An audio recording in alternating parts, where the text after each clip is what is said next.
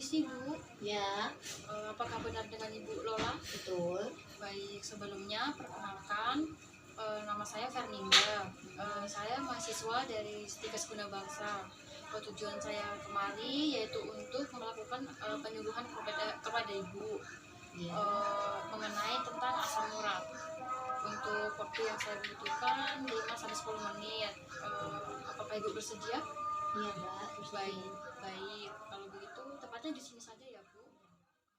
Baik Bu, sebelumnya apakah Ibu sudah tahu mengenai apa itu asam urat?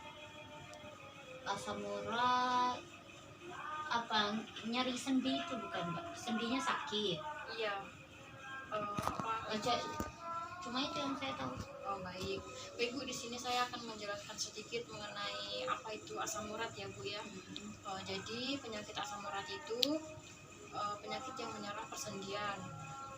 Biasanya disebabkan oleh faktor dari bisa dari faktor keturunan, kemudian dari sakit ya, diabetes, hipertensi ya seperti itu ya Bu.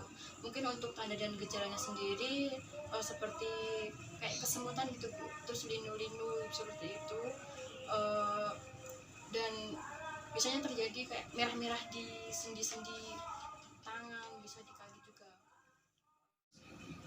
Baik Bu, apakah sebelumnya Ibu pernah mengalami tanda dan gejala yang sudah saya sebutkan tadi? Pernah Mbak, kesemutan ya pernah. Terus apa kesemutan keringgingan gitu kan Mbak? Iya. Iya pernah. Kalau habis pengajian, kalau habis duduk silo itu, duduk lama itu kalau mau berdiri itu pasti kesemutan. Itu asam urat Mbak. Itu bisa jadi sih Bu, itu bisa Hmm. jadi tanda dan gejalanya asam urat seperti itu. Terus cara ngatasinnya tuh gimana Mbak?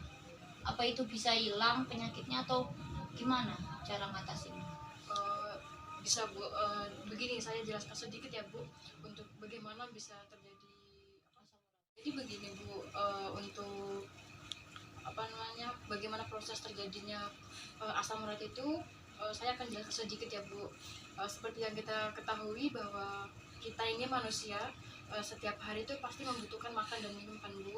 Nah otomatis setiap hari tentu ada makanan dan minuman yang masuk di dalam tubuh kita. Nah setelah makanan masuk kan tentu diproses dalam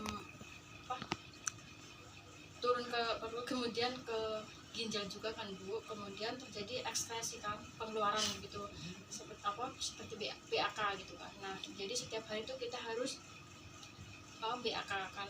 Kalau dalam sehari kita tidak ada BAK, maka sisa-sisa makanan yang tadi itu kan akan menjadi limbah ya Bu.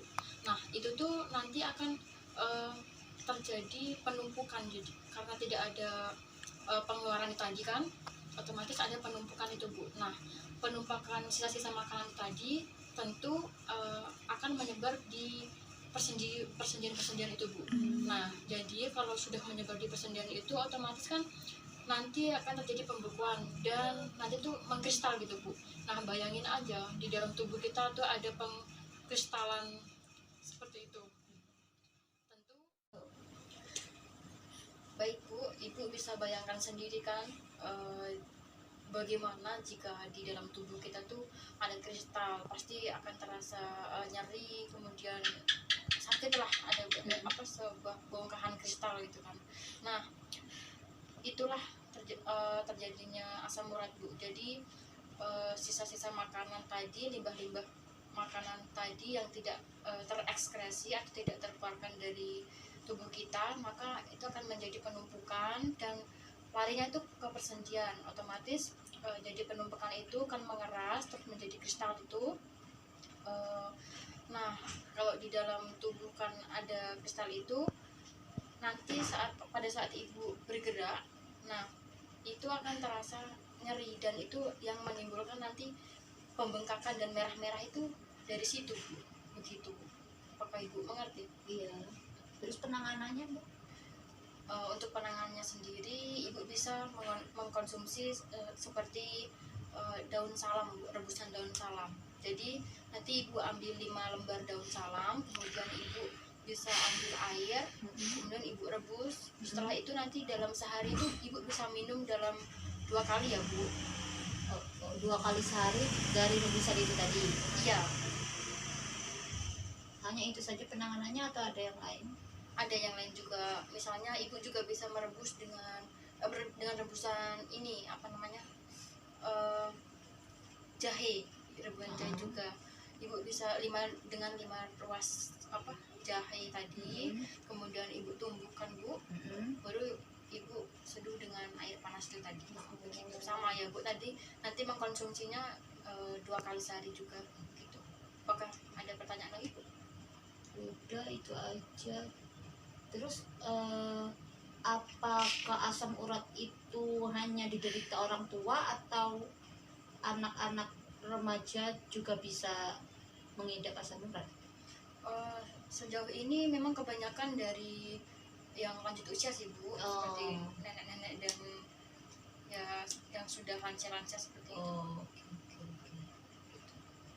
Terus udah sih mbak, itu aja.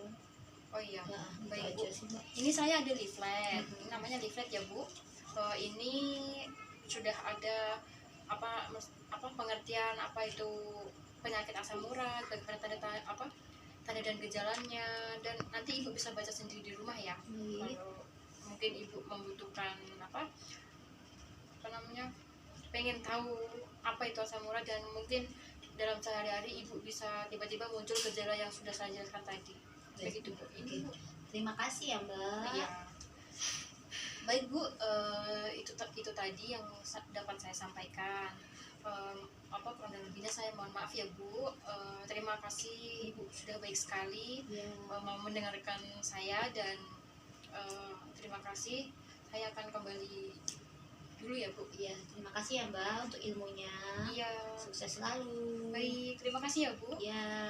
Permisi. Ya.